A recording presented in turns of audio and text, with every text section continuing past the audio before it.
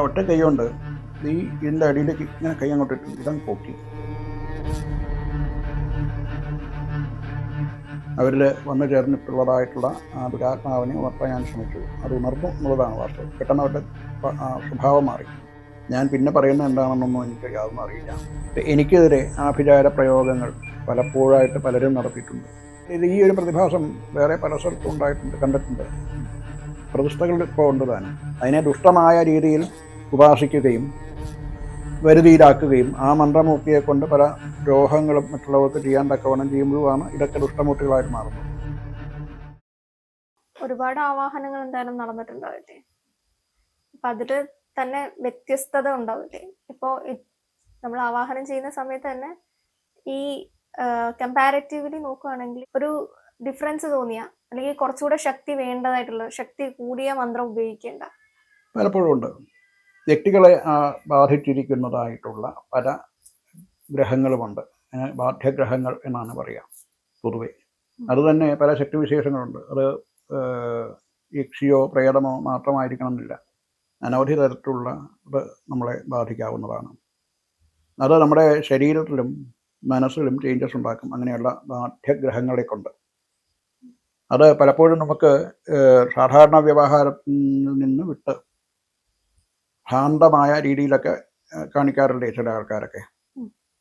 ഇപ്പോൾ ഇവിടെ ഒരിക്കൽ ഒരു സ്ത്രീ സാധാരണ രീതിക്ക് അവർ കുഴപ്പമൊന്നുമില്ല, അവരുടെ ബ്യൂട്ടീഷ്യനും മറ്റായിരുന്നു, അവർ ഭർത്താവും കൂടിയാണ് വന്നത്. അപ്പോൾ അവർ ഞാൻ നോക്കിയപ്പോൾ ഈ പറയുന്ന മാതിരി ഒരു ദുരാത്മാവ് തന്നെയായിരുന്നു. അവർ ഇവിടെ താഴെ ഇരുന്ന് സംസാരിച്ചുകൊണ്ടിരുന്നു. ആദ്യമൊക്കെ വളരെ പ്ലസൻ്റായിട്ട് നമ്മളോടും സംസാരിച്ചതാണ്. എനിക്കിങ്ങനെ ഒരു പ്രശ്നമുണ്ട്, ഇടയ്ക്ക് വല്ലപ്പോഴൊക്കെയാണ് വരുന്നത്, പക്ഷേ എനിക്ക് തന്നെ കൺട്രോൾ ചെയ്യാൻ പറ്റുന്നില്ല എന്നൊക്കെ അവർ തന്നെയാണ് പറയുന്നത്, ഭർത്താവ് കൊണ്ട് കൂടെ. അപ്പോൾ ചില മന്ത്രങ്ങൾ ഉപയോഗിച്ച് അവരെ ഉണർത്താൻ ഞാൻ ശ്രമിച്ചു.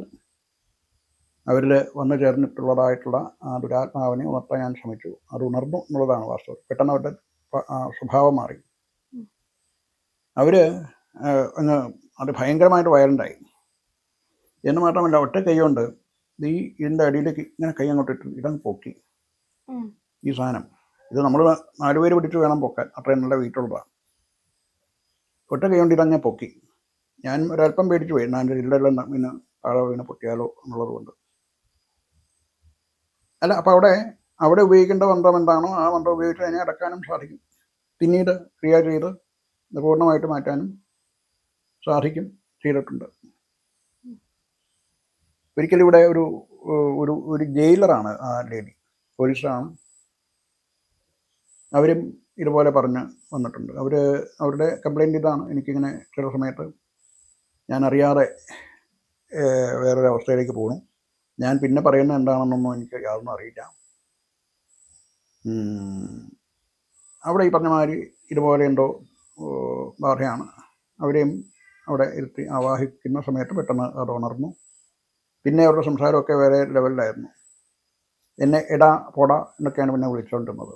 നീ ആരാടാ എന്നെ ആവാഹിക്കാൻ, നിനക്ക് എന്നെ തൊടാൻ പറ്റില്ല, നിനക്ക് എന്നെ അറിയില്ല എന്നൊക്കെ പറഞ്ഞ്. ഞാൻ പറഞ്ഞു, ആരാണെങ്കിലും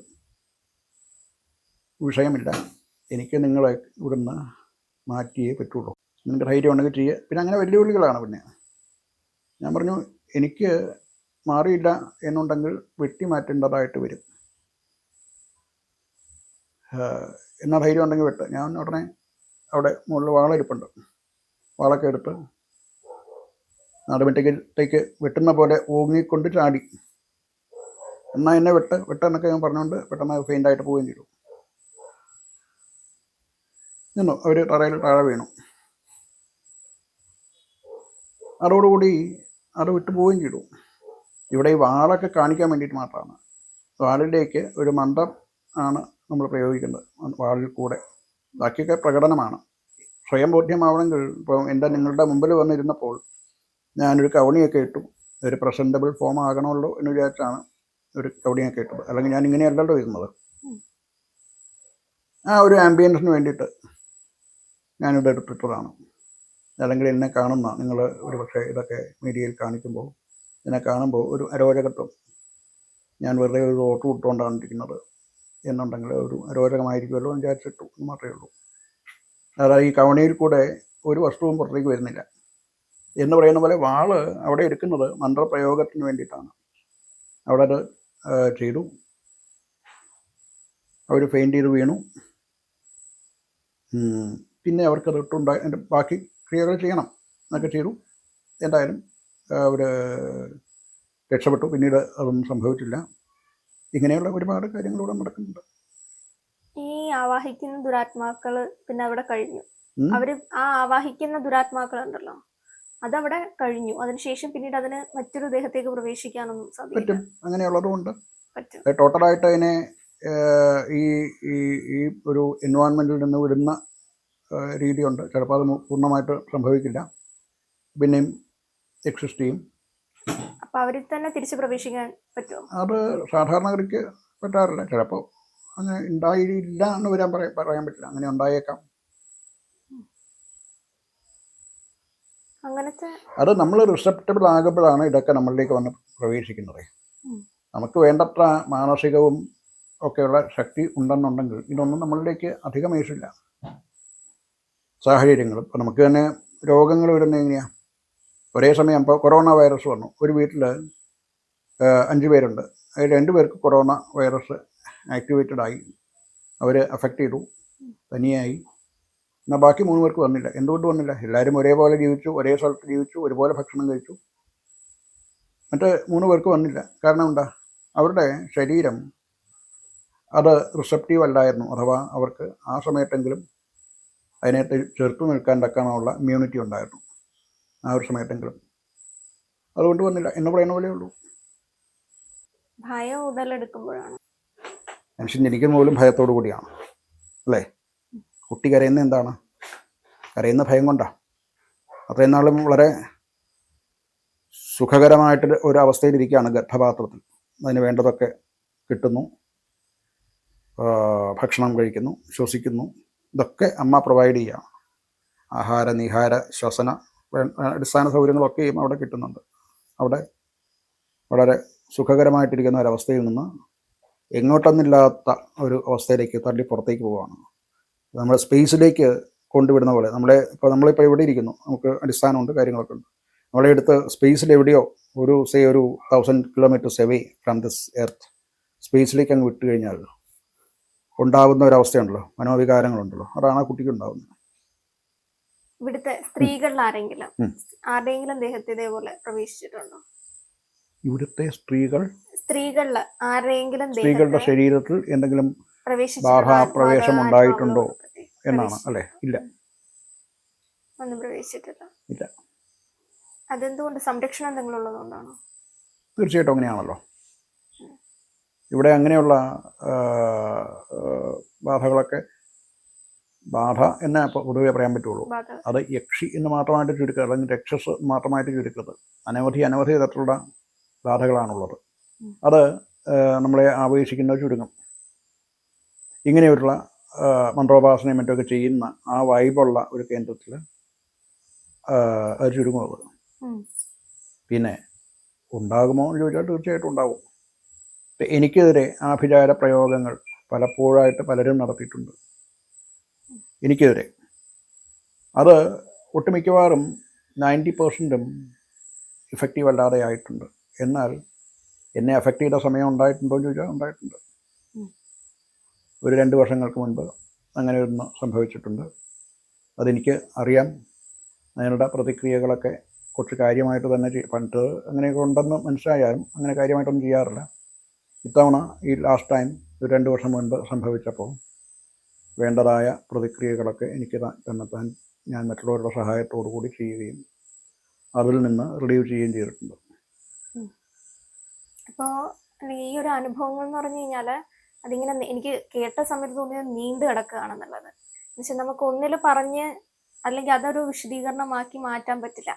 അപ്പം ഈ ഐതിഹ്യമാല സംബന്ധിച്ച് ഞാൻ വന്ന സമയത്ത് സംസാരിച്ചിരുന്നല്ലോ, അതിൻ്റെ ഒരു പ്രധാന വിഷയം അത് തന്നെയാണ്.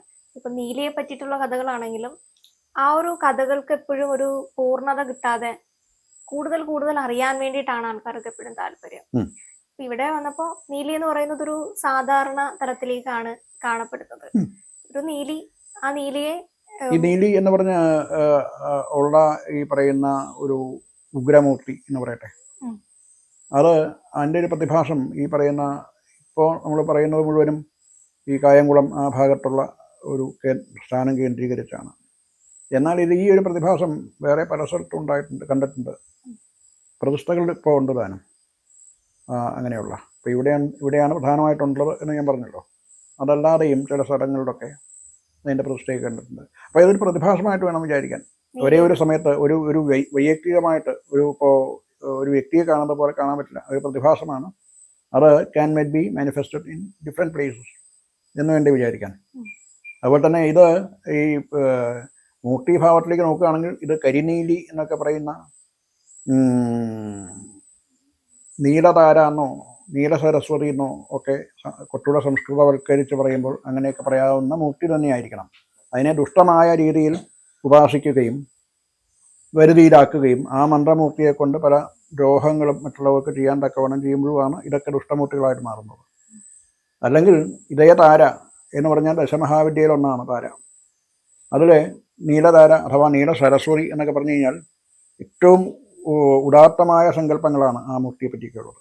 അതേ മൂർത്തിയെ തന്നെ നമ്മൾ വേറെ രീതിയിൽ നമ്മൾ വിഭാവനം ചെയ്യും. നമ്മുടേതായിട്ടുള്ള പ്രത്യേകതകളോട് കൂടിയ മൂർത്തിയായിട്ട് സ്വയം മാറ്റുകയും ഉപാസകൻ മാറ്റുകയും ചെയ്ത് അതിനെക്കൊണ്ട് ദുഷ്ടപ്രവൃത്തികളും ഒക്കെ ചെയ്യിക്കുമ്പോഴാണ് ദുഷ്ടമൂർത്തിയായിട്ട് മാറുന്നത്. ഞാൻ പറഞ്ഞല്ലോ, അതെങ്ങനെ ആരുപയോഗിക്കുന്നു എന്നനുസരിച്ചാണ് ഇതൊക്കെ. അതാണ് സ്ഥിരമായ ഈ ന്യൂട്രലാണെന്ന് ഞാൻ നേരത്തെ പറഞ്ഞു. ഇതെങ്ങനെ ഉപയോഗിക്കുന്നു എന്നനുസരിച്ചാണ് ഇങ്ങനെയൊക്കെയുള്ള മൂർത്തികളുണ്ടാകുന്നതും അത് ദുഷ്ടകഥാപാത്രങ്ങളാവുന്നതും ഒക്കെ. അപ്പം അങ്ങനെ വരുന്ന സമയത്താണ് അതിനെ ഉച്ചാടനം ചെയ്യുകയോ ഒക്കെ ചെയ്യേണ്ടി വരിക, അഥവാ അതിനെ ആവാഹിച്ച് മറ്റൊന്നായിട്ട് കൺവേർട്ട് ചെയ്യുകയൊക്കെ ചെയ്യേണ്ടി വരിക. ദുഷ്ടത എന്ന് പറയുന്നത് അത് സമൂഹത്തിനോ വ്യക്തികൾക്കോ ഒക്കെ ഉണ്ടാകുമ്പോൾ അതിനെ നീക്കം ചെയ്യണമല്ലോ. അതിനാണ് ഈ ആവാഹിക്കുകയൊക്കെ ചെയ്യുന്നത്. അല്ലെന്നുണ്ടെങ്കിൽ ആ പ്രതിഭാസം അങ്ങനെ തന്നെ ഉണ്ടാവും. ഈ നീലി അഥവാ കരിനീലി അഥവാ നീല സരസ്വതി, നീലതാര അഥവാ താര എന്നൊക്കെ പറയുന്ന ആ മന്ത്രം ഉണ്ട്. മന്ത്രം ഉള്ളിടത്തോളം കാലം മന്ത്രം മൂർത്തികൾ കഴിക്കുകയും ചെയ്യും, മൂർത്തിയായിട്ട് മാറ്റാനും സാധിക്കും. പ്രതിഭാസം അവിടെ തന്നെ നിലനിൽക്കും. അതുകൊണ്ട് തന്നെ നേരത്തെ പറഞ്ഞ മാതിരി പല കാലത്ത് ഉണ്ടായിട്ടുണ്ടാവാം. ഇത്രയും നേരം നമ്മളോട് ഒരു കഥകളൊക്കെ പങ്കുവെച്ചതിന് ഒരുപാട് നന്ദി. അപ്പം ഇതിലും കൂടുതൽ ഒരുപാട് കാര്യങ്ങൾ ഇതിൻ്റെ പിന്നിലുണ്ട്, അറിയാനുണ്ട്. അപ്പോൾ ഇത്രയും നേരം നമുക്ക് വേണ്ടി പങ്കുവെച്ചൊരു സമയത്തിന് നന്ദി. വെൽക്കം.